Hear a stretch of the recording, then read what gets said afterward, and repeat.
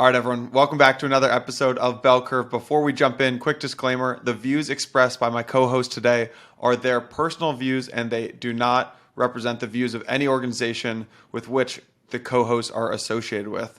Nothing in the episode is construed or relied upon as financial, technical, tax, legal, or other advice. You know the deal. Now, let's jump into the episode. Welcome back to another episode of Bell Curve. Today, Dan and I are going to be joined by Alex Nislobin and Jason Milionis to be diving deep into the world of loss versus rebalancing, also known as LVR or LVR. Before we get into the nitty-gritty of what exactly LVR is, which I'm sure many of you will already be familiar with, is the why we decided to do this. So AMMs have been a remarkable innovation in the world of DeFi, but one of the big problems that they've suffered from is how to make LPs profitable, how to calculate that profitability, but also how to make especially retail passive LPs profitable. The very first idea of how to quantify that was this idea of impermanent loss, which many of you will be familiar with, but that has evolved to LVR. So we're going to get into how exactly we should define LVR and what are some of the solutions for LVR today, namely dynamic fees and auctions. This was an extremely illuminating and fun episode. I hope you all enjoy. All right, everyone, welcome back to another episode of Bell Curve.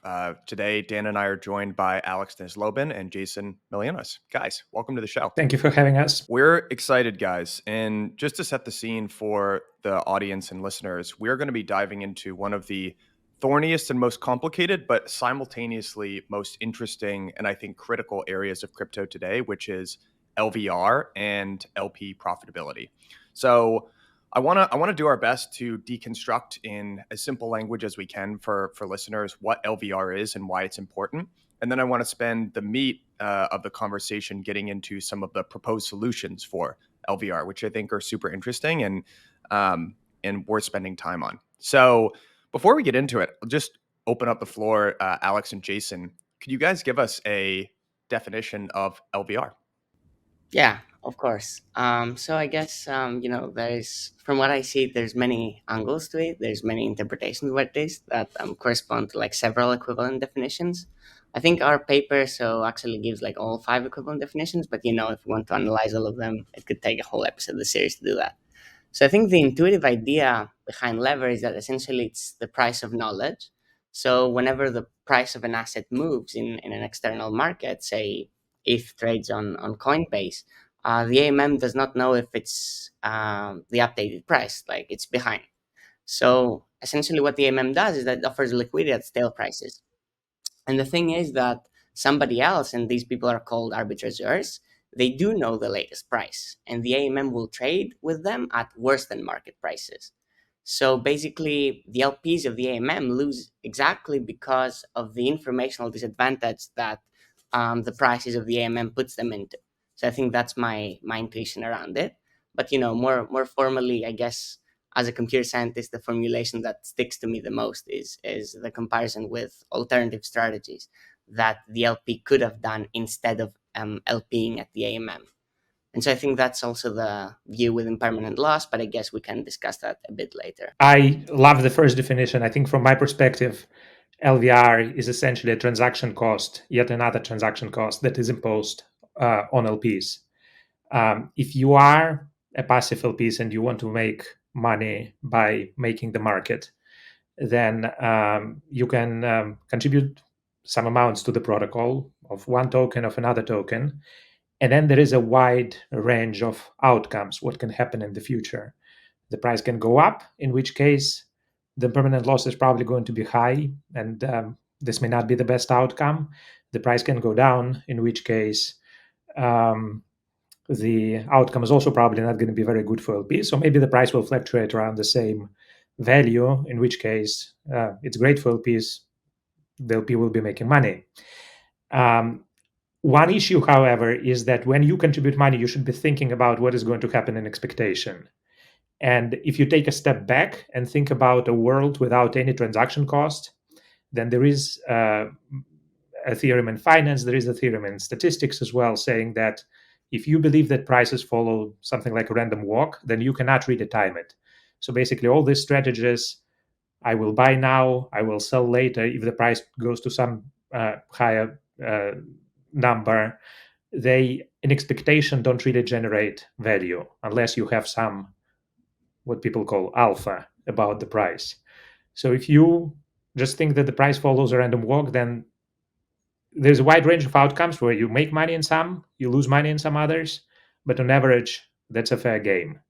And what makes this game a little bit unfair is the LVR, because every time the MM quotes a price, the price is a little bit stale. And so the AMM ends up trading at a price, ends up buying at a price that is a little too high, ends up selling at a price that is a little too low. And over time, this little transaction cost accumulates. And so that makes the game unfair to the LPs. So that's my idea of LVR. I really like both of those definitions, and maybe to sum it up and pull out some of the key concepts. I love this idea, Jason, of the price of knowledge, and then there's also an idea of information asymmetry. So if you imagine a world where price was a martingale, right, which means prices are basically a random walk and there is no directional alpha, and everyone is trading on one venue, there would be no LVR. However, we're not living in that world. We're living in a world where price is discovered on one venue and then it adjusts to other venues. And that discrepancy in terms of timing and knowledge generally leads to the concept of LVR. And this idea of expected idea of profit as opposed to realized profit is another very important one.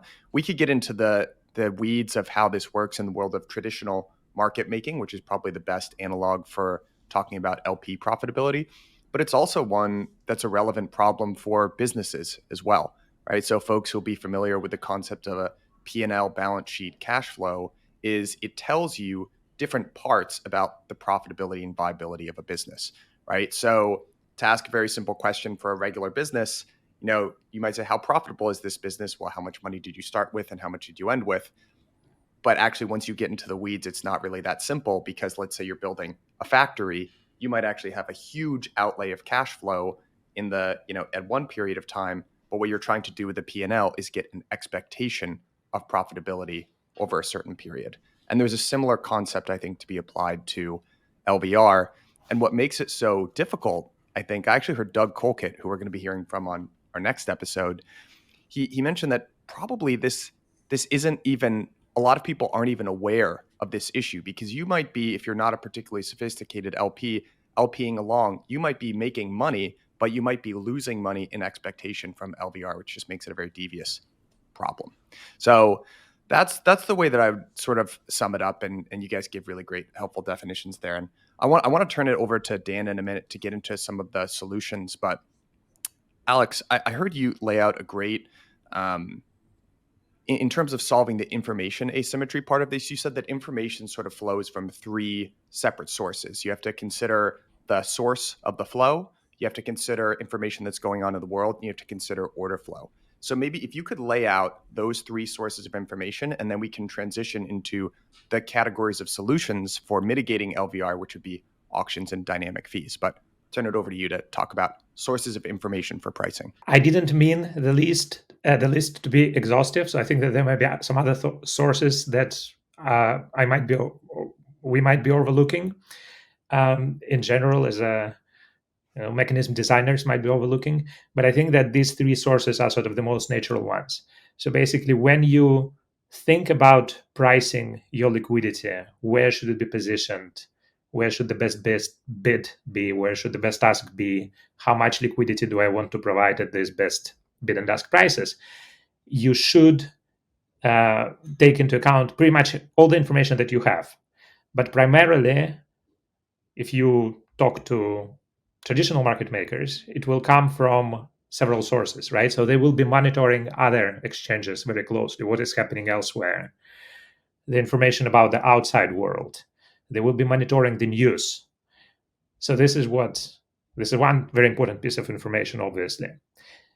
The second source of information is just the flow that they observe. And the finance literature, the academic literature, has done a lot of work on this. And of course, in practice, people use that a lot too. So if you see that for some reason you are putting your limit orders on the book and they're getting, and somebody's taking them way too eagerly, then there is a chance that they might know something that you don't, in which case you should start taking some defensive action. So even without any outside information about the outside world, you should be learning from the order flow that you observe. And finally, if you have any information about the particular incoming order that you can use, then of course that should be used as well. Almost any market maker would price an order coming from Robinhood differently from an order coming from a traditional exchange, right? So those are two very different sources of order flow for them. And basically, in the context of DeFi, if we had more information about the transaction, where it's coming from, was it observed in the public mempool, or is it coming only through the private mempool? Everything that you can imagine you could learn about the transaction might be helpful in pricing liquidity for it. So those are the three sources, but maybe there is something else. Hey everyone, wanted to take a quick second to shout out this season's partner, Maverick Protocol. Now, many of you probably know Maverick as an innovative AMM, which they are, but in reality, they're a lot more than that as well. Maverick is a suite of tools for DeFi users and builders that allows them to put liquidity where it will get the most work done. Since Maverick launched in March, they have been gobbling up market share, and at the time of this recording, which is the end of September, on a trailing 7-day volume basis, Maverick is now a top 3 DEX by volume, and they support over 50% of the volume on the L2 ZK Sync era chain. Maverick enables LPs and token pairs to process higher volume with limited TVL, which allows them to support some of the highest levels of capital efficiency for LSTs like Wrap-Steth. Another very cool feature is something called Maverick Boosted Positions. So that allows protocols looking to bootstrap their token liquidity to target the shape of liquidity of any token pair with surgical precision. Maverick is backed by some of the leading institutions in crypto: Founders Fund, Pantera, Coinbase Ventures, Binance Labs. They are all backing Maverick in their vision to revolutionize the next generation of DeFi dApps and helping them build their liquidity in all market conditions. Click the link at the bottom of this episode. Let them know that I sent you. Thanks, guys. The example of Robinhood is a really good one. And the reason why makers would actually be able to provide better, quote, tighter spreads is because they're not worried about getting run over, right? So this is a concept they'll be very familiar with sort of TradFi market makers, which is if you're making a market for Goldman Sachs and Goldman Sachs places a huge sell order, there's a good chance that Goldman Sachs knows something that you don't, and you might lose money on making markets for that particular trade. Whereas Robinhood, the reason that order flow is so valuable, right, is because it's what you would call dumb order flow. I wonder how long that's going to be a thing after the movie Dumb Money is out. Now everyone knows that it's called that, but it's dumb order flow. And as a maker, you're not particularly worried about getting run over, so you can actually quote better, tighter spreads. So maybe, Dan, I could turn it over to you here and start to ask these guys about what are some of the solutions for LVR here? I know in the past you've been more on the sort of auction side of things. Now you've lost a lot of that religion and are looking at kind of dynamic fees and oracles as well. But be curious, like, kind of introduce this concept of these two different or the different categories that people have for solving or helping to mitigate LVR. Yeah, and yes, I think what we just talked about is a great lead into that. And just before I do, I would say I consider myself mostly agnostic on the concept of how to reduce loss versus rebalancing. It is a project that I think makes sense as a project, and I think we talked about this a little in our last episode. But one of the things I loved about Jason's Lever paper is that it really crystallized for me this as a meaningful research direction.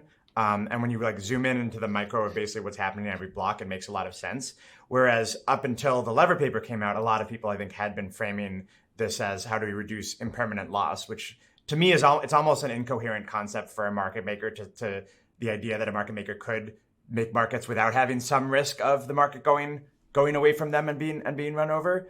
But I think with Lever, it's specifically talking about the part of the risk that can't be hedged, and that generally comes from these sort of short-term, generally short-term informational disadvantages.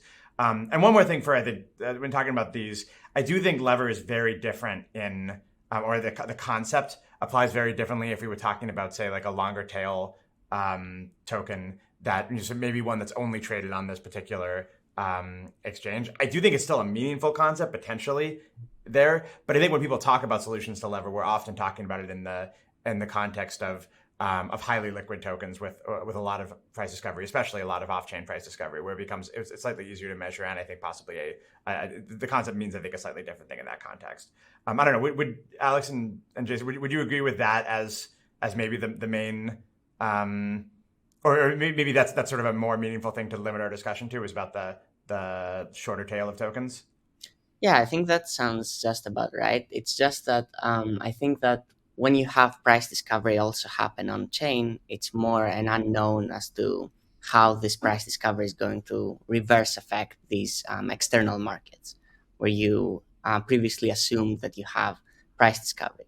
So for something like, let's say, ETH, we can safely assume that, since, I don't know, 70-80% of the order flow is essentially on centralized exchanges, basically the price discovery happens on these exchanges. Once on something else, you have AMM be the dominant part of the order flow, then you can't essentially perfectly distinguish as to what is the quantity that you're losing due to adverse selection, which is basically what that lever represents. So I think that poses a difficulty that I think it's a very interesting research direction, and definitely one that I like thinking about.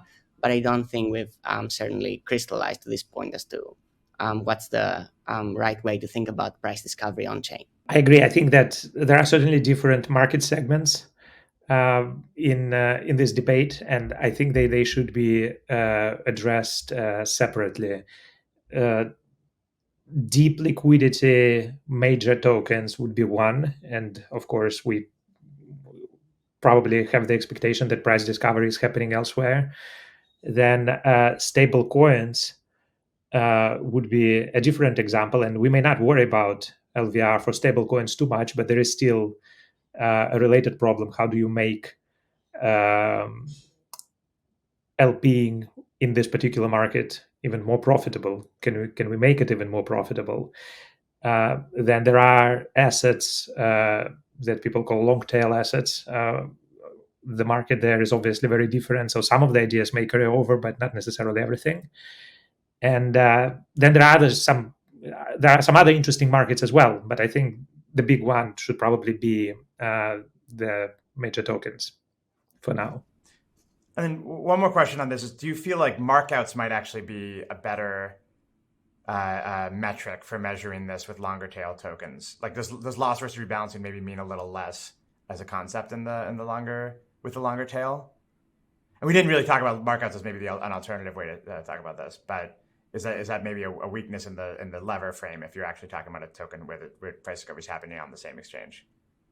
So I don't think it kind of is, because if you there's this basically theorem that if you take markouts and you take the time interval go to zero as to how you measure your markout, then that essentially is going to be exactly lever. So what markouts are essentially doing, and it might not be obvious at first glance, but I think that's the case, is essentially that they try to interpolate between lever and impermanent loss. So if you have a markout with like a huge time horizon, then that's exactly equal to impermanent loss. Whereas if you have a markout with a time interval that goes to zero, then that goes exactly to lever, basically. So I'm not sure as to what the benefit is if you have an intermediate time interval. Maybe Alex can speak more to that. But I think that in the two edge cases, it's kind of relatively clear what markout corresponds to. So I don't think there's a meaningful difference in that direction. Yes, I think there is this traditional debate on how long the markout period should be. If you take it all the way to zero, if you somehow know the fair value of the token at the time when the transaction is made, then to me, it's almost the same thing. Markout or LVR, there's almost no difference between the two. It's literally the same thing, isn't it? It's literally the same thing, yeah. So I wanted to hedge my bets a little bit because Jason has a special interpretation of fees, but we may not want to go there right now. So let's call it the same thing. But then the issue is that liquidity providers, they like to provide liquidity to uninformed flow. And when there is somebody buying in size, then there is a chance that they're buying on multiple venues at the same time. So there is always a question that when you use the price from centralized exchanges or from some other venue or some weighted average price or maybe the global price, the mid of the best bid and offer everywhere, is that price biased relative to the fair value because of the temporary pressure on the price that the uninformed flow creates everywhere? And so the traditional thinking is that we should allow for some period of time to make sure that if there is some uninformed flow going on right now, that it dissipates. We need to give it some time to dissipate. There will be some other uninformed flow later, of course, but we don't know in which direction it will be. So the trade-off in choosing the mark-out period is that the longer the mark-out period, the less bias you should expect to see in your mark-out. But this lesser bias comes at a cost of higher noise because you're just giving some more time for the price to walk away in each direction. You don't know in which direction it will go, so there is no bias, but there will be noise. So basically, there is this trade-off, which brings me back to Dan's question. Would that be an appropriate metric for long-tail assets? For long-tail assets, you don't necessarily have a good price from centralized exchanges even 15 seconds later because there's simply no good price. And so the question is, at what time period can you expect the price on the DEX, on the same DEX that we are talking about today, to be unbiased and for all the uninformed flow to dissipate? And so I don't want to go into much detail on the mechanics of how Uniswap pools work. But basically, since Uniswap pools can only be moved by takers of liquidity, it takes a little bit longer for the mid price on Uniswap to sort of reflect the average true price. So basically it takes a little bit longer for uninformed flows to dissipate. So basically you do have to take longer markouts. I think that the approach still works. You just might need to give it a little bit more time and use longer markouts if you are talking about long-tail DEXs, long-tail assets. Cool. So I did want to ask, get into some discussion about solutions and possible families of solutions to loss versus rebalancing. I think maybe before we go there, can I interject a little bit? I think Sure. what Alex said gives me a kickback to discuss something else that also came back a bit earlier. And that's like, I think we should make clear that like the term like noise traders or uninformed order flow, it's not a diminutive term. I don't think it's meant to say that these people are dumb or being taken advantage of. And actually think on top, this is actually wrong. And that's because what it solely means is that uninformed order flow does not have a short-term edge, so immediate market information. Long-term, I think that uninformed order flow is actually exactly what moves an efficient market. It's basically the purpose of any efficient market to uncover and aggregate this long-term information. So I think that the distinguishing bit between arbitrage flow and uninformed flow is essentially whether you do have or you don't have short-term market information for the next, let's say, second or millisecond. And I think that's actually what constitutes the impetus for essentially having markouts with different time periods. And actually, just one interjection there for folks who aren't aware of a markout. A markout is, again, one of these ways that more traditional market makers or high-frequency traders use to measure expected profitability, right? So if you're a high-frequency trader, you're placing many, even sometimes hundreds of thousands of trades per day. You want to get a sense of, am I placing these trades in a way that I'm getting good execution, and is my strategy profitable? And sometimes the period that you actually hold your trades doesn't measure up to the sort of expected alpha timeline that you have. So again, you'll sort of take a period of time, you'll place the trade and say, after 5 seconds, I'm going to measure whether or not this was a good trade. So I just realized we haven't defined what a markout is. So just to set the scene, it's another one of these sort of expected measures of profitability that high frequency traders or market makers will use. And I think, Jason, that's a great point, because I do think when you hear people talking about uninformed traders, you might think, right, that the market makers are scheming about basically how to take advantage of them. But in fact, the brutal competition generally among professional market makers is people competing to give the best possible execution to uninformed traders and just trying to avoid trying to take advantage of or avoid being taken advantage of by informed traders. But generally, knowing that flow is uninformed is a reason to give it better execution traditionally. And that's again, I think, an interesting property of how these markets work.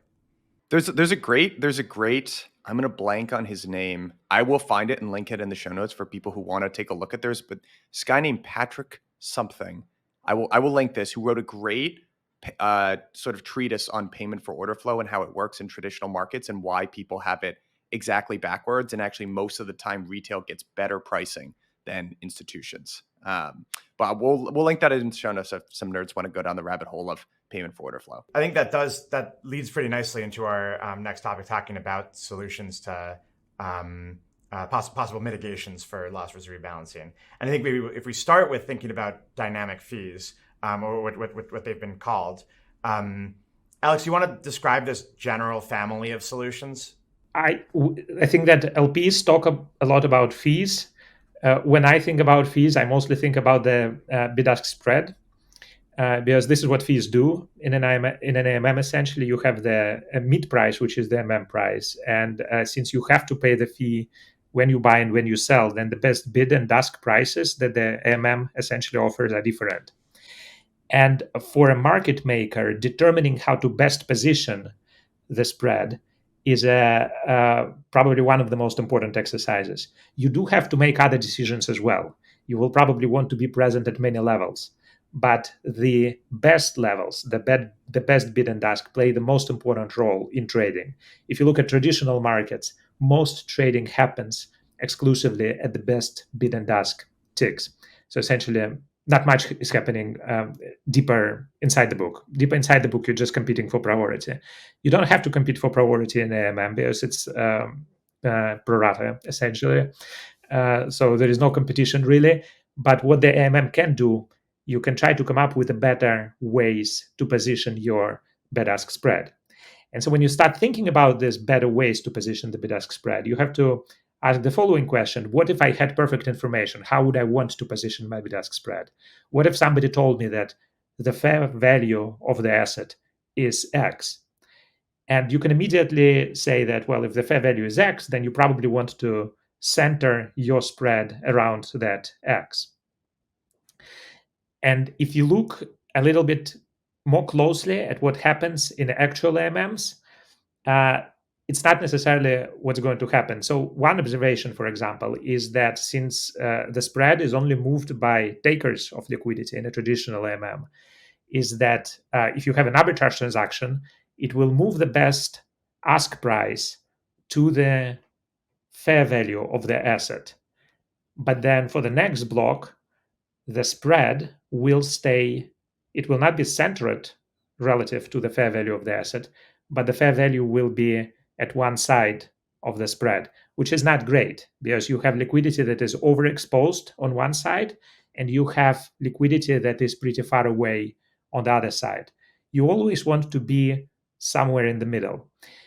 This is just one example, but I think that there are many ways that you can think about how to position the spread. And actually, UniV4 gives quite a bit of flexibility because you can come up with your custom fee mechanisms for different pools. You can write a hook that basically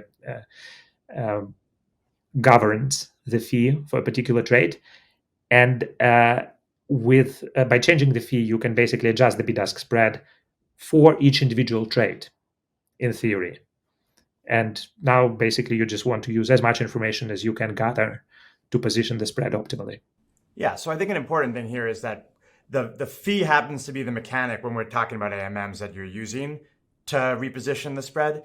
But really what you're doing is you're changing the spread and you're changing potentially the price, the midpoint price that you're using. And when you're thinking about how to change that price, you could be using any of the signals that Alex was talking about earlier. You could be basing it on recent activity. You could be basing it on off-chain information like the prices on other exchanges. And you could even be basing it on the characteristics and the source of that particular volume. And so that's where some of the discrimination order discrimination might come in. Now, why, when we talk about AMMs, are we always, or at least you and I, tend to be talking about adjusting the fees rather than adjusting just the price? I think Alex and I have strong feelings on this, but I've seen others try to build AMMs that try to adjust the price based on off-chain information. So I think the nice thing about the underlying algorithm, why you may not want to change the price too quickly, is that it does provide certain guarantees to liquidity providers, in particular the passive liquidity providers, that basically I know that if I contributed my liquidity in a certain range, and I know that the price moved within that range or maybe even outside that range, but for every price move, I can bound my losses. So my losses are essentially bounded depending on how far the price moves relative to where it started. And that bound on the losses, the upper bound on the losses, comes specifically from the AMM mechanism. If you start changing the price altogether, changing the mid price without any constraint, so basically instead of just changing fees, you say, all right, I'm going to move the price. And you can also start doing other things. You can concentrate liquidity more and do all those things. It's great if it works. So if you have a very good solution for LVR, it's great. But the issue is that if you are leaking value to arbitrageurs, then you can significantly increase the losses, and there will be simply no upper bound on your losses. You can imagine a situation where the price moves somewhere, you reposition all of your liquidity there, you sold completely all of your inventory of one token, and then it turned out that the price was wrong. And your losses are basically, your losses can be everything. So I think that having some constraints, meaning that you can adjust the spread around the price, but you actually have to, an arbitrager has to do some real work to move the price, create some guarantees on the maximum amount of losses that LPs can encounter. Yeah, and I tend to think this is particularly nice combination with how Uniswap v4 works, because if you are just adjusting the fees, you can't make fees negative on Uniswap v4, which is nice. Which means that you can do whatever you want to fees during the swap, and liquidity providers will still ultimately, who are providing a particular hook, they'll know that they can still get that their losses will be bounded, assuming you don't have any hooks that operate on liquidity when it's being burned. And so I think there's a nice property there where we could have more experimentation with fees in Uniswap v4. And have liquidity providers be able to provide to that while knowing that their losses would still be bounded, which I think is an interesting combination there. Now, what limitation does that come from? Like, what's sort of the downside of trying to do things entirely with dynamic fees? So I think if I can speak to that a bit, I think what I consider the most significant drawback of many approaches that are related to dynamically setting fees is that in general, you could have, let's say, an AMM with a fee of 100% of the trade, right? Like that would be perfect. It has no arbitrage, no losses to LPs. But what do we achieve with that? We achieved absolutely nothing, because now nobody, no real person is going to trade with this AMM. So there's actually a trade-off between minimizing the losses to LPs and actually having a meaningful order flow that we need to think carefully about. And so similarly, dynamic fees are also a friction for the uninformed flow. And so this will kind of lead the AMM to have lower income, besides just lowering the losses from arbitrage. So what you're basically trading off here is how much the LPs are losing versus how up-to-date the prices of the AMM are with respect to the market, and subsequently the gain in fees from the uninformed order flow. So I think that's one of the considerations that we need to think about when we consider dynamic fees as a solution to lever. Maybe minimizing lever is not your only objective. It's actually maximizing the income to the liquidity providers that is your objective. Alex, you agree with that? Wholeheartedly, I agree with this 100%. There are easy solutions to LVR that people we don't mention because we know about them, right? But there are solutions. You can charge a very high fee to everybody, so essentially you are not making markets then. There is no LVR. You can reduce block times if you could. This reduces LVR as well. You could reduce fixed transaction costs, which is a very, very important component of that, and that reduces LVR. So there are all these solutions. When you think about charging different fees, you have to you absolutely have to find a mechanism that helps discriminate between arbitrage and uninformed flow at first. So the idea is that on average, an uninformed trader should face the same spread, whereas the arbitrager should on average pay more. And so only when you have some good ideas on how to discriminate the two flows, only then you should be raising the fee. Otherwise, you can still raise the fee. There is no problem with that. But you are reducing LVR at the cost of also having a lower uninformed flow. And so that may be a solution, but it's not necessarily something that is super exciting.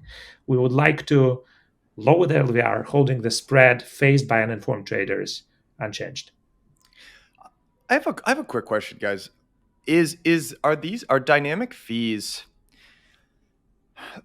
One thing that I'm thinking about listening to this is, all right, this makes really good sense, right? One of the things that Dan and I are thinking about is like when you scale a DEX, you can't just totally favor LPs, you can't totally favor swappers. You kind of have to gradually, sort of in a step kind of way, make the experience better for both of them. And there's a positive flywheel that starts to kick in. So one of the things I'm finding myself wondering here is, are dynamic fees something that only a market leader like Uniswap could really implement? Because I'm imagining like a DEX, like kind of the nth DEX after something like Uniswap, where there's not a whole lot of liquidity, saying, hey, with very well intentions, my LPs are an important stakeholder within my ecosystem, and I'm going to start charging toxic flow for like more I'm discriminating, basically doing price discrimination against toxic flow. But in that world, if you make up a very small percentage of volume and liquidity, and Uniswap, for instance, is not doing that, then I would imagine all of that liquidity or all of that trading just flows to Uniswap. Do you see what I'm saying? Like do you have to kind of implement this from the position of a market leader? Like would Uniswap have to move first here and sort of set the precedent, or would this be available for anyone to just implement right now and you think they would see positive results? Are you talking about all of the toxic flow to Uniswap? If this is a working order discrimination method, right? Then like ideally, it should only be punishing people who are informed traders. And generally, as a rule, you don't want informed traders. Basically, your liquidity providers don't want informed volume on your DEX, right? I agree. I guess maybe what I didn't articulate there is I wonder what percentage of volume today is actually toxic versus retail order flow. All of the people on this call would probably have a much better idea than me. I would guess it's majority toxic probably these days. So on the one hand, it's like we don't want that volume, but then I could imagine implementing some sort of discriminatory pricing scheme against the toxic volume, and then your volume falls by 80%. Yeah. You're like, wait, wait, come back. I'm not going to discriminate that much. So do you see what I'm saying? Like I could see. We talked about this a little bit, I think, in our last episode. But I do think I'll put it slightly differently in that I think this is something that maybe only a market leader could have the courage to do, which is to basically sacrifice a lot of what looks like volume, but is in fact something that you don't want, and say like we're going to give up this vanity stat in favor of actually better returns and a better offering for liquidity providers. I think that is potentially true in that if you want to actually make a mark as a new decentralized exchange, I've seen a lot of decentralized exchanges that get a lot of attention because they have a ton of volume. This happens a lot with like VAMM perps, these types of DEXs that are designed like terribly, and that lose money on every trade, and that don't have no bounds on the amount of losses, etc. And they get insane amounts of volume when they launch. They get so much volume that like they have to shut down because they've lost all their money. And I think that can be a good marketing strategy for a new DEX to burst onto the scene. Whereas, I think it might be harder to get attention as like we're getting no volume, but it's it's all bad volume that we got rid of. I think that might be a harder sell. Whereas I think again, someone like Uniswap might have a little bit more. Be in a more of a position to make that long-term choice that you actually don't want this volume. I don't know if Alex and Jason have thoughts on that. I don't know. I think to what Mike said, I wouldn't say so, because essentially by discriminating for toxic order flow and by kind of having a better fee income stream from uninformed flow and maybe providing better execution to them as well, essentially what arises in this nth DEX, as you said, is essentially that you have competitive pressure for liquidity providers. So essentially, you have liquidity providers being better off in this nth DEX than in the dominant, essentially, DEX. So I think gradually, because of this competitive pressure for LPs, what you'll see is that if this nth DEX achieves better price discrimination, both arbiters and essentially uninformed flow, you'll see the nth DEX will become n-1, and then it will become n-2, and then it'll start dominating, because exactly the LPs will start leaking from the leading DEX to this nth DEX, exactly because competitively it's better for them to be there than the first one. Jason, I'm actually going to push back on your pushback there. And I think the thing that might be worth debating here is the idea that all LPs are behaving perfectly rationally. And I think there's pretty demonstrable evidence that that's not necessarily the case. Or there are broader strategic implications that LPs are thinking about beyond just the profitability that I'm making today. So the big question that a lot of people are curious about in LP land is, who are these big Uni V3 LPs? Dan, I've heard you muse and question about that, and we've talked a little bit about who are these people who have been pretty empirically demonstrated to be losing money, and it's another on certain pools, right, on certain pools. But an additional layer of paradox or irony is that actually more active LPs these larger LPs tend to be more active, and that makes them lose even more money, gas costs, things like that. But I like your explanation, Dan, which is that basically, like, there are a couple big pools on Uniswap. If you're not an LP or active in these pools, then you're basically just out of the game, right? So even you might lose money for a specific period of time. And if you're a very large, sophisticated, well-funded entity that's taking a concentrated bet, you might be okay losing money for years. As an upstart DEX, you don't have years to demonstrate traction. That would be the only pushback. That would be the only pushback that I would say. Yeah, I think another way to put it is you do need to bootstrap retail volume, and in order to have any returns above any returns basically at all in expectation. And so that happens right now to be on Uniswap. And so in order to, if LPs move to somewhere that just like happens to perfectly set their fees correctly, but they don't get any retail volume, then I think it won't really work. I do think I think the more efficient routing gets, hopefully the better, the more competitive that gets. And again, I think part of the idea of, we talked about this last time, of Uniswap X and Uniswap V4 in combination, is to try to make it easy to route volume to new more competitive models for decentralized exchange provision. Alex? I think that this is a great question. People talk a lot about discriminating different groups of traders, informed versus uninformed, but we also need to think about the different interests of LPs. Yes, we use the same word for them, we just call them LPs, and we don't really look at the incentives, why they're doing what they're doing. And I think that this is absolutely a critical component in all of this. So let's say that I gave you an optimal Oracle price. You can rely on it 100%. Then you can build a great DEX around it. You can position all of your liquidity right around that price, offer it without slippage, and maybe just charge the lowest fee possible on both sides. Then you will get only the uninformed flow. There will be zero arbitrage flow because you're always pricing around the correct price. And it looks like you're doing great. You may not be showing as much volume as some other exchanges, but all of your volume is great. Are we done? Is this mission accomplished? And I don't think that the answer to this is yes, because there are LPs who are actually willing to lose a little bit of money for some useful service that they get, namely directional execution. With an algorithm like the one that I described before, where you position everything around the optimal price, it's very difficult to execute a trade directionally by being a liquidity maker. And in traditional markets, I have not seen a great estimate of the number. All of the estimates seem to be a little bit hand-wavy, but people say that 60% of liquidity comes from, about 60% of liquidity can be coming from people who trade directionally. If you lose, let's say, 3 basis points on each trade as an LP, it's horrible if you want to be in the market-making business, because you lose essentially 3 basis points in expectation on every trade. But if you want to trade directionally, 3 basis points is great execution. This is why Uni V3 is actually a big improvement over Uni V2, because people could start trading directionally with short-range liquidity position.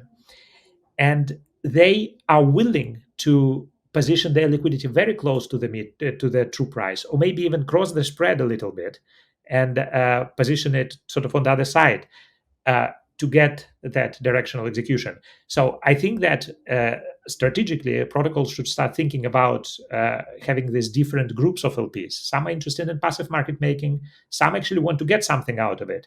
And those who want to get directional execution out of it, they should be willing to pay a little bit more, and they should be fine with some losses. I looked at some of these large trades that happened recently. Vitalik had a famous one, not a long time Really? ago. Yeah, Nice. well, it wasn't a very huge one, but it was 600K something. So he was selling Maker.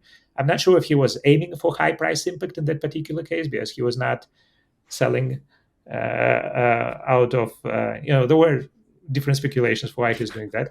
But I looked at the execution cost, and it's pretty high. According to my back of the envelope calculation, it was maybe something to the tune of 30, 40 basis points. He could have executed better, I think, with short range LP positions potentially. So that's why I think that it's not necessarily just about offering liquidity to uninformed flow. It's also about offering a way for people to trade directionally with liquidity positions. And just to highlight for listeners who this might not be, as common knowledge, I think FBI Femboy was the first one who wrote a post about this, where basically people were actually providing extremely on like Uni V3, where you can do concentrated liquidity across an extremely tight range that was very close to the current price, in hopes that essentially the price would cross the spread and that they would basically be getting paid a very small amount to make the trade. So is your point there, Alex, basically that those people, you should be able to charge them less, or even a small fee for doing that, and that would still be cheaper than the execution they would get on another venue, and that's something that would make sense. Yes, I think that people should be they're probably fine with small losses, right? So if you maybe lost 5-10 basis points on this, but you managed to trade directionally in the direction that you like, and you didn't have to pay 60 basis points in an RFQ, then that's a good outcome still. Again, in traditional markets, most large institutions try to execute directionally as makers, not as takers of liquidity. They end up being takers sometimes because they throw in a limit order, and it turns out that it's a marketable limit order. So it actually is it falls on the other side of the book when it lands. So that happens, but they generally try not to take liquidity when they can avoid it. And I think that this is something that the DEXs might want to work, sort of might focus on as well, to offer better execution this way. I know we're winding down here, or getting to the sort of tail end of the interview here, and I want to bring up so we've been talking a lot about dynamic pricing as one potential solution for LVR. So how do we identify uninformed versus informed order flow, and maybe have a differential pricing strategy for each of those two different groups?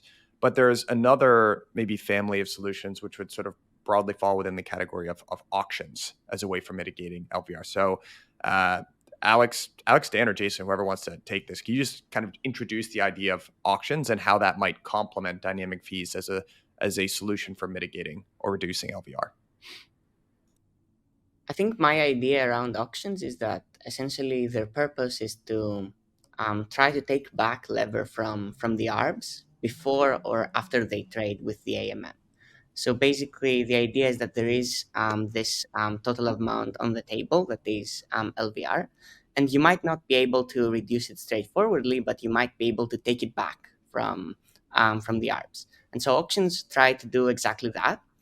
And so how do they try to do that? You try to organize a competitive market between all of the ARBs to do exactly that. And you have two ways of doing that. You could either do that just in time, basically as the trade occurs, or you could try to do that before. So auction out the right essentially to be the arbitrageur. And so you pay some amount of money in this auction in order to have some exclusive right that grants you ARB privileges, let's say. Yeah, and I think one advantage of auctions potentially over dynamic fees, one is that you may reduce the need for an off-chain, some kind of possibly trusted oracle off-chain, because you have if you have this competitive process for where basically anyone, there's an incentive compatible mechanism in theory here for people to be competing to move the price to the right price. The other potential advantage, you maybe lift some of the constraints you have on dynamic fees, right? With dynamic fees, you can only move so far off of the current price, and you can't have negative fees on you can't set like fees on your AMM to a negative value. So in some cases, you may not be able to adjust the price to the proper price. I think with auctions, it's cleaner potentially to actually have that rebalance happen at the new price, because you had just like explicitly auctioned off the right for anyone to trade against it. So in theory, you should actually get that to clear. Alex, you want to talk a little about some of the disadvantages of auctions? I think that auctions can be a great idea, but there are a lot of details that would need to be very carefully implemented. And I think that some of these issues seem to be pretty tricky to me, but there is hope. I guess that's my overall assessment. But so one of the first things is that when you are running an auction, I think it's a good idea to actually collect money, regardless of whether transaction lands on chain or if it or it doesn't.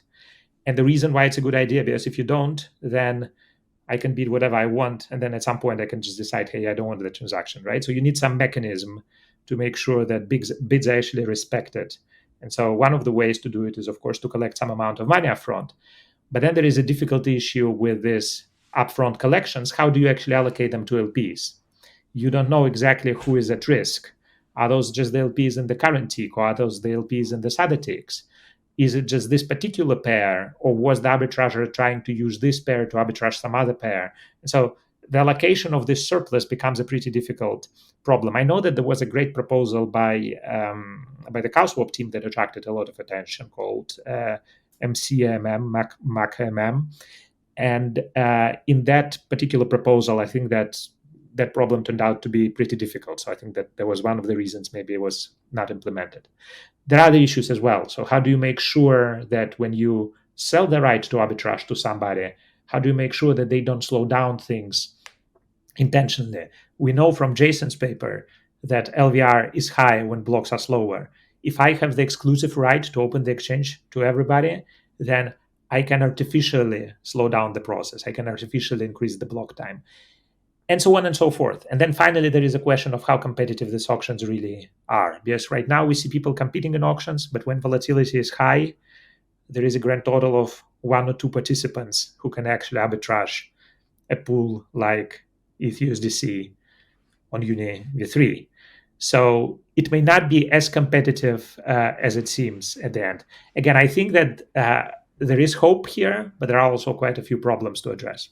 One thing that I think bears mentioning here, and the reason I mention it is because it ties into something Dan and I are looking at this whole season, which is how much value is leaking out of, call it the DEX ecosystem, and how can we stop some of that leakage? At least when I think about auctions, it's kind of a transfer of wealth away from Ethereum stakers actually and towards LPs, because when there are arbitrageurs that are we've been talking about arbitrageurs as if they're extracting all of the arb, but they're not really, because they ultimately have to participate in an auction which is run at the block space layer, which is MEV Boost today, and they end up surrendering a whole bunch of those profits back to the stakers of Ethereum, who are the real winners right now, right? So when I think about auctions, it's actually a way for, hey, how can we transfer through another auction the excess profits here, right, to LPs of the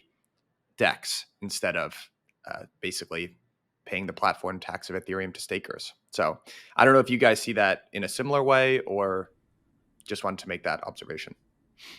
Yeah, I think it's a good question actually, to whom this value should go. Like, Yeah. there's many people that could go. It could go first, of course, to the arbitrators as it is. It could go back to the LPs. The argument could be made that since they're the ones that provide liquidity, it should be returned to them. It could also be that it should be returned to the users, because these are the swappers, because these are the people who are using the AMM, and so these people should get better execution price, or like higher quality of execution. And it could also there could also be the argument that could go to the block proposer as it's defined, because they have essentially the right to do whatever they want in the block, and so they could just as easily exclude your transactions from the block and provide you with no execution whatsoever. So I think there's a mix of situations that can occur, and actually that's why I like the lever as a whole, as the whole idea of capturing the entire value that could be distributed anywhere, and then where you want to distribute it might be something that could be more fine-tuned. I view this trade-off between LPs and stakers as a bear market zero-sum game mentality. I don't really think that we should be thinking in those terms. Everyone is going to be better off if we can come up with more efficient mechanisms to trade. And that's because when you start implementing more efficient mechanisms, people will be providing more liquidity. There will be more trading volume. And this is how you really build systems that can compete with centralized finance and can just attract more volume. There is always this thing, hey, brokers, they used to charge $5. That was great for them, right? $5 a long time ago per transaction. I'm old enough to remember that. Now they charge maybe a 0.10 of a basis point on average relative to the true price.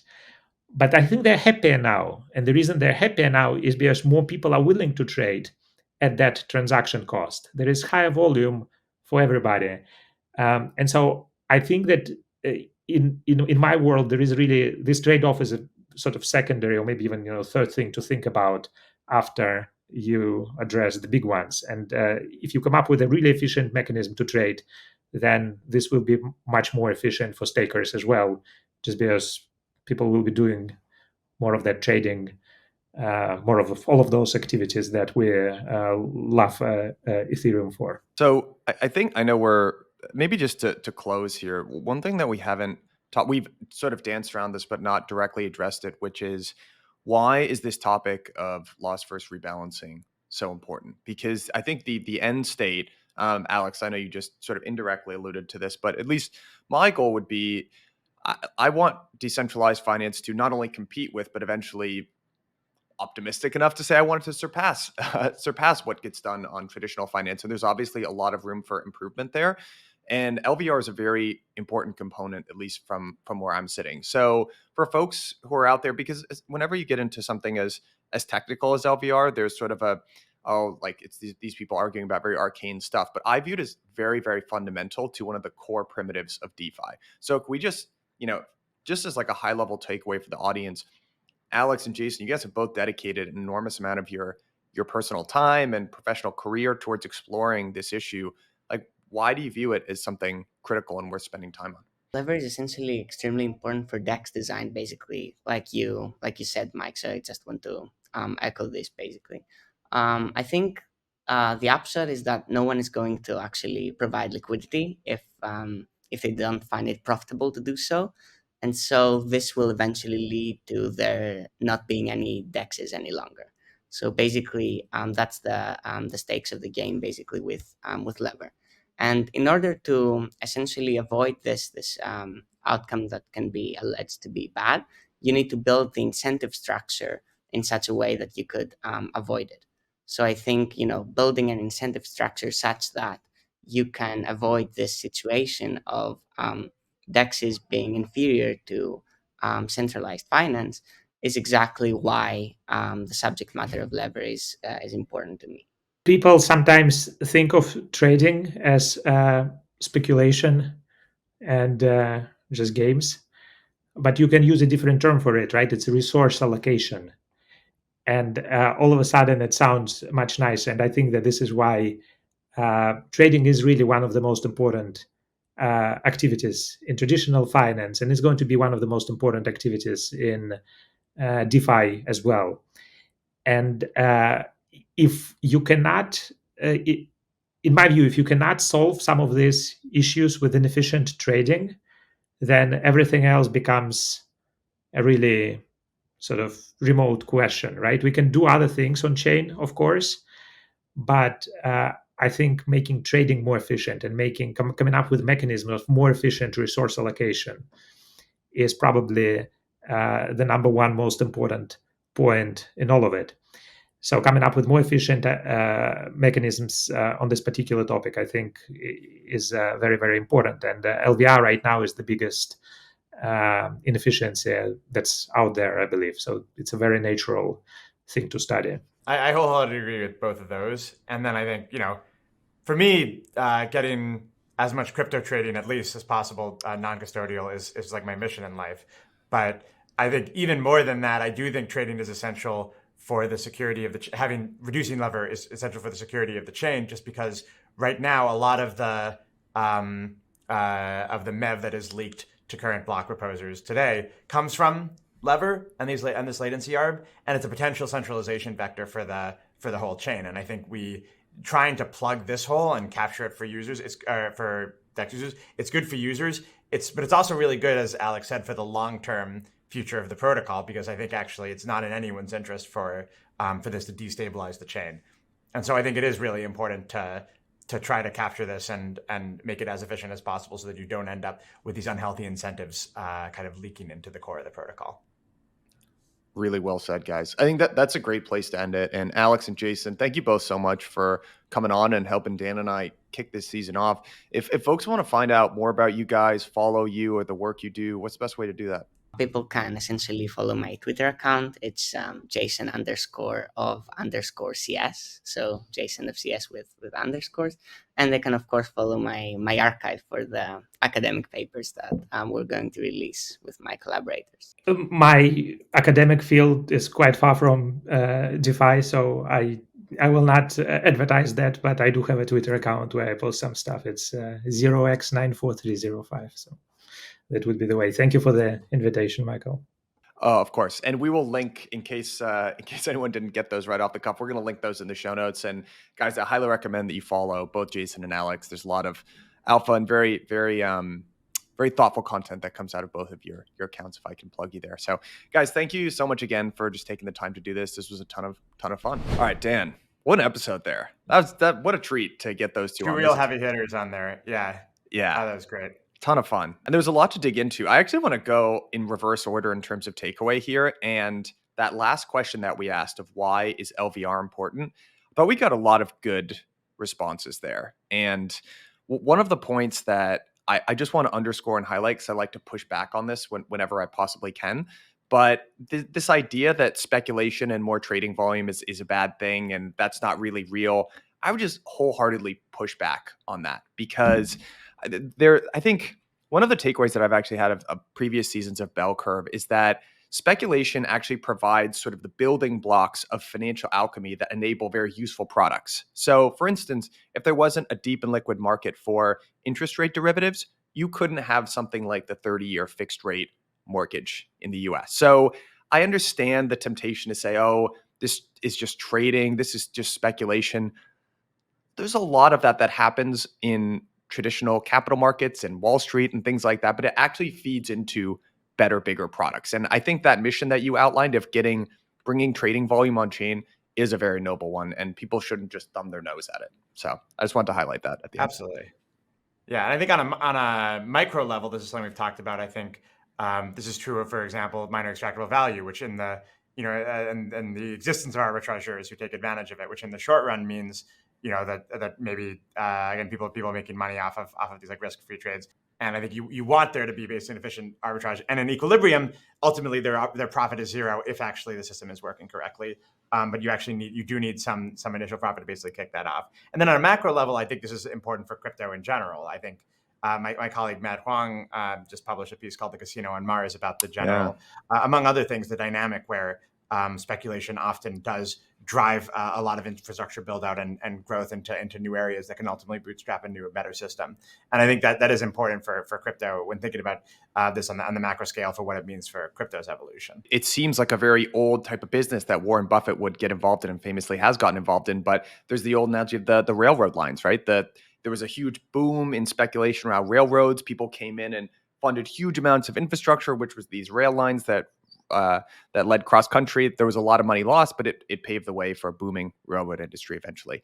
One point that I wanted to underscore, because we initially almost made it a theme of the season, but you brought up a really interesting point that I hadn't thought here, which was how can we move trading activity on chain, and how does that impact LVR? Like I had one of these naive thoughts, or I can never really tell how naive it is when I was just learning about LVR, which is, hey, if we didn't have this alternative trading venue in the form of centralized exchanges, but really Binance, a lot of this LVR problem would just go away. So I thought the point that you brought up about LVR on very popular trading pairs versus very unpopular trading pairs where price discovery is actually happening on chain, that's a very different conversation. So I just want to highlight that again for people to go back and listen to. And the question I have for you, ultimately, I'm sure you probably thought of this, how can we bring price discovery even for like the USDC Bitcoin pair or something like that on chain instead of on a centralized exchange? Like what's the through line to that future? Yeah, it's a deep question, and I think there's two ways that it's sort of happening. One of it is just by reducing lever on these short tail pairs like ETH-USD, and I think the more we can reduce lever, the more volume you end up actually having, the more liquidity you can get on chain, and therefore the more volume you ultimately get on chain. And then we try to shift the primary market happening on chain. And I think you've done some work that it seems like already, at least at certain times, liquidity on chain has been greater than on Binance, or at least liquidity visible on the book. And I think but I think that doesn't, because of latency, because of other factors, that doesn't necessarily mean that price discovery is happening on chain. And I think the more we can actually move it for those, the more these dexes improve, the more we will actually potentially be able to move it more on chain. And then I think on the flip side, we do see a lot of innovation in terms of this long tail where price discovery is already happening on chain. But I think there you still do have MEV, you still do have, and I think it's a deep and subtle question, but you do have some kinds of lever. It's maybe just harder to measure. And so I think figuring out how to reduce the lever and the MEV on those, and that may involve like getting smarter about how to measure it. I think you still have the possibility of losing money to an informed trader, and it just becomes a little bit maybe harder again to measure in this short term way. But I think if we improve both of those, then hopefully we can start to see some of those longer tail assets becoming a little more, having better price discovery. Things that are happening where the price discovery is still happening on chain for them, and then conversely, where we can have the assets where price discovery is happening off chain, see if we can move it on. Yeah. All right. Let me ask you some questions that are going to start to lead into next week's episode. I want to underscore again, and it's a pity we had limited time with Alex and Jason, but this is something that we talked about offline as well. I want to underscore the importance of latency in price discovery, and I want to ask you just kind of a candid question about Ethereum's block time. So latency is an extremely important variable when it comes to price discovery. And I guess my question for you is, can we ever get price discovery with a 12-second block time? And like, how do you think about the role of latency within price discovery? So I think we do see price discovery on chain and longer tail tokens with the 12-second block time. Ultimately, if those tokens end up getting a lot of volume and becoming major tokens, you will start to see people basically doing more off-chain volume, doing more RFQ, maybe listing it on centralized exchanges, getting more volume there. And so I do think that's a potential a threat essentially to the stability of that as a market structure. So I do think in some ways trying to in the naive way now, like just having ordinary on-chain AMM markets, it may be hard to prevent price discovery from happening off chain. I think there are interesting mechanisms possibly for saying we actually don't need price discovery faster than that. And I think batch auctions are one such, where it actually is, it's not entirely clear to me that there's a lot of social value in having price discovery in a lot of these assets that is shorter than 12 seconds. And I think there's possibly a lot of costs to having really fast price discovery and this high frequency trading arms race that we see. And I'm not sure 12 seconds is necessarily the right period, but it seems clear that nobody really naturally needs price discovery within a second. It just kind of happens, or within 100 milliseconds, down to the nanosecond. No one really needs that for any like practical real world thing. It's a consequence of just these market forces that causes it to happen. And so trying to figure out, is there a way to do something more like a batch auction where we can have slower price discovery? I think without losing to competitors who do it faster, I think is a really important open problem. Man, I want to believe that so badly, because I think anyone who's spent, even any amount of time looking at high frequency trading has kind of zoned out for a second and asked themselves, what are we really doing here? Like, what social good is this providing? And I think that just like anything else, there's sort of a curve, right? Where you do want markets to be deep and liquid. And actually, there are a lot of good things that come from that. But what's the difference between price discovery on a 1 second time frame versus 500 milliseconds versus 10 milliseconds? I think you probably see less and less. And one thing that we didn't discuss actually was something cool to check out, but the third bucket that we talked about with Alex about just different buckets of information to be aware of, where your flow is coming from. So one thing that I think is starting to happen on Balancer is that the flow that's coming from CowSwap is actually getting better prices, because in general, right, if you're a trader that's placing trades on CowSwap, you're comfortable waiting for a little bit, which means you're probably not one of these high frequency trader toxic order flow people. And Balancer has essentially priced that and said, okay, there's a high likelihood that people who are trading here are retail, and we're actually going to give them a better price. So something kind of cool to look out at. One thing that I've thought about with LVR, and I know we're in our final minutes here, is this is a very sophisticated approach to profitability for an LP. So I would just go out on a limb and say LVR is only relevant really for professional or institutional market makers. I just can't see a retail person, first of all, even grokking this concept. But second of all, there's no way that they could really measure this in any sort of consistent way. So does the prevalence of LVR presuppose a more sophisticated professional class of active LP? Or what do you think about that idea? I don't think so. In that, I think ultimately what it reflects is something very real, which is it's a real opportunity cost and a possible loss in expectation for retail liquidity providers. And I think it does so. It measures it in a more reliable way, and a clearer way, a more in some senses objective way than impermanent loss or someone just looking at their realized P&L over a period. It's very hard. When you think about for a retail liquidity provider, for example, if they're looking at just whether they made or lost money, it's sort of like a poker player, looking at just, did I play well tonight? And they look at just whether they won or lost money on their on the hands they played, or for the whole night. And they said, I lost money, so I must have made some mistake, right? And that would be a mistake if you've got like a short term. A short time horizon, because there's a lot of luck, or a lot of how things worked out that could have been different. You could have played perfect poker but still lost some money. And I think similarly, this concept for even amateur poker players, I think it's important to figure out like how well did you play the cards that you were dealt. And I think that's roughly what Lever is trying to measure. I agree with you. I think the question that I was really trying to get at is, will they do that? I know that is the right thing to do, but will they? In the long run, I think so. And in the long run, I think there's a lot of competitive reasons why I think like they should care about it, and they will tend toward solutions that do it. And this is separate from, again, whether ultimately, like, I think liquidity providers are people who are comfortable with basically the delta risks that they're taking there, right? That's why they're doing the rebalancing portfolio. I think they sort of want that. That's more in their preference set. But then everything else is kind of is like, versus, how well are you doing versus compared to that. And I think it's something that in theory could actually be very legible to them, or made legible. Yeah. All right. Now, guys, just to give you a little bit of a preview of next week's episode, the reason we talked about designing sort of a gas constrained environment is we're going to have a central limit order book builder from Solana and someone who's a little bit more on the AMM side from Ethereum. So we're going to have a very fun discussion about what the differences are of designing kind of with gas costs and sort of a gas constrained environment on ETH mainnet versus an environment like Solana, where that's not so much of a cost. And then we're going to talk about sort of this spectrum of AMMs and central limit order books and how there's a little bit maybe of a convergence that's happening there as well. But Dan, this was a ton of fun, and I will see you next week.